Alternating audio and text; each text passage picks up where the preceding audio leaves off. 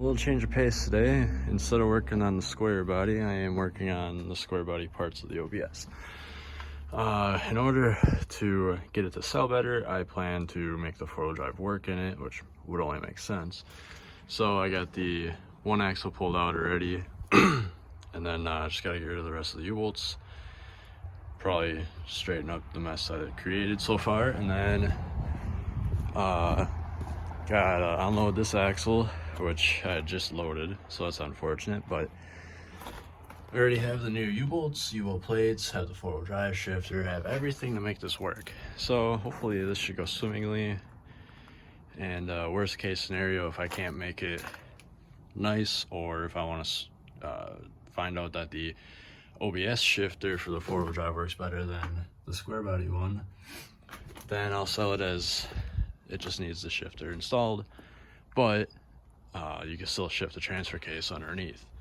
So like I said, just got to get this all pounded out, cleaned up, and hopefully get that other axle over here. Just spent about an hour working on getting these 3 bolts at the cone washers out to get the stock steering linkage, I guess you could call it, out, because I don't know if you'll be able to see it, but this one was on a truck with a 6-inch lift, so it's a raised one, and I already got the nuts loose, so I only put this one in about 3 years ago, so it should come out pretty good. So that's where we're at with this truck. And then on this one, currently somebody's coming to buy the hood, so that'll get that out of my way. But I started mocking up the wheel tubs because I was dumb, and in my times I got rid of the wheel tubs that were meant for this truck, so I had to get some for a 60 to 66 because that was the only ones I could find local. But you can kind of see they match the curvature pretty good. It ain't gonna be pretty, but it'll do the job. And I plan on putting a plastic liner in here like this one's got, just because it makes sliding stuff like this in and out a whole lot easier. Got the old axle swap all completely done, except for I just realized I need to do the breather tube. And then now let's just get the front drive shaft in, and then tie up some loose wires from when I did the frame swap. And once that's all buttoned up, I just got to do a little bit of interior work before I post it. But then it's back to this thing, back to getting it more happy with the street.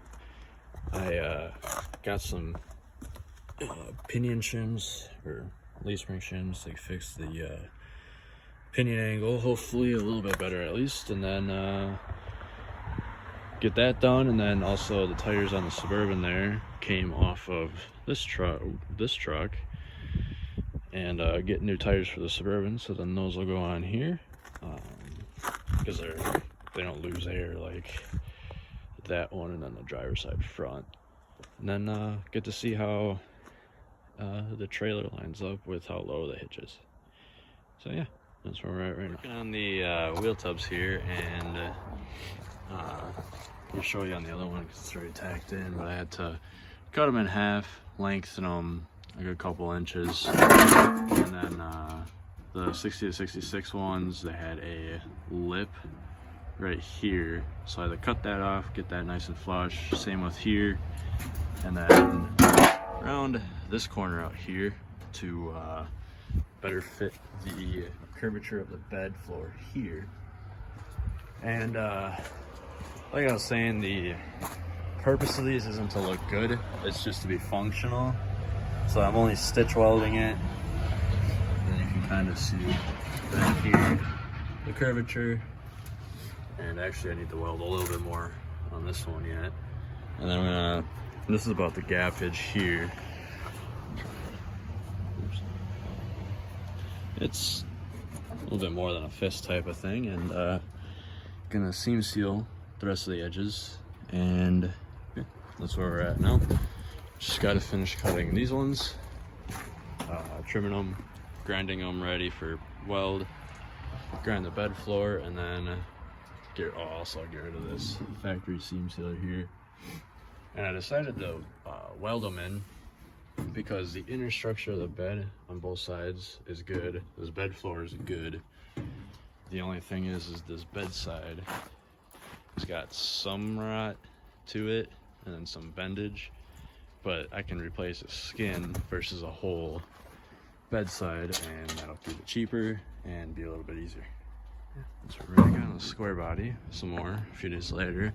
As you can see, I've chopped off the back half of this frame. I've deemed it unusable because the rear cross member broke out, so then I had stuff like this to hold the Suburban tank in, and that just wasn't up to par, and all the rivets were blowing out. It was sloped real loose. Otherwise I would just switch the frame with the 2-wheel drive.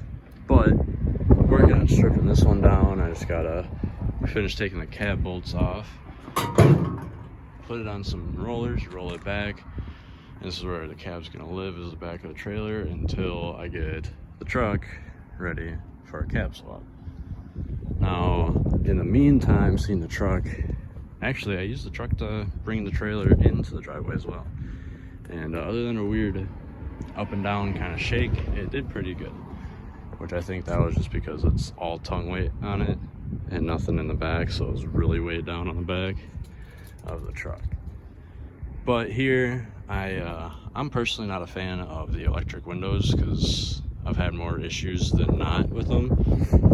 So I'm in the process of taking all the manual stuff from the doors and that. As you can see, I've got it all stripped out already, and this door shell's actually ready to get junked. And then just got the window out and the wing window, just about ready to pull the whole electric regulator out. And once that's done, I have, where is it? This here, the manual regulator, which is pretty good. This window is metal here. I don't know if it was a replacement window or something, but it's pretty clean rust-wise. It's not all blown out.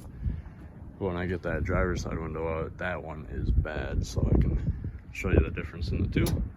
But yeah, that's where we're at. The whole passenger side, trying to block the wind, the whole passenger side down here, and between the electric and manual, it basically is just a bolt-in swap, whereas the electric, at least the ones these had, these holes weren't used, and it actually used these 2 holes, but it had all the holes in it. I don't know if that's just because it was a reproduction door or if that's how they are from factory, but that's how this one was. So this one rolls up, down real nice. Looks like it seals. And here's the driver's side one, which doesn't look too bad through here, a little surface rust. But on the roller side, you kind of see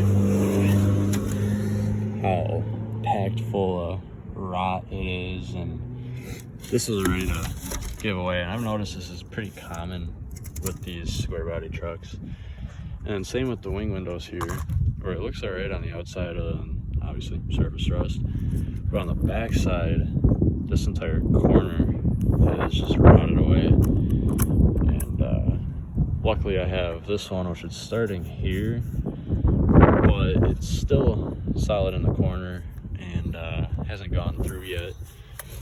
And then on this side, it doesn't even have too much surface rust up here. So I'm gonna go ahead and get this other door here all tore apart, and then get it all switched in, and finally have a driver's door that has a closing window.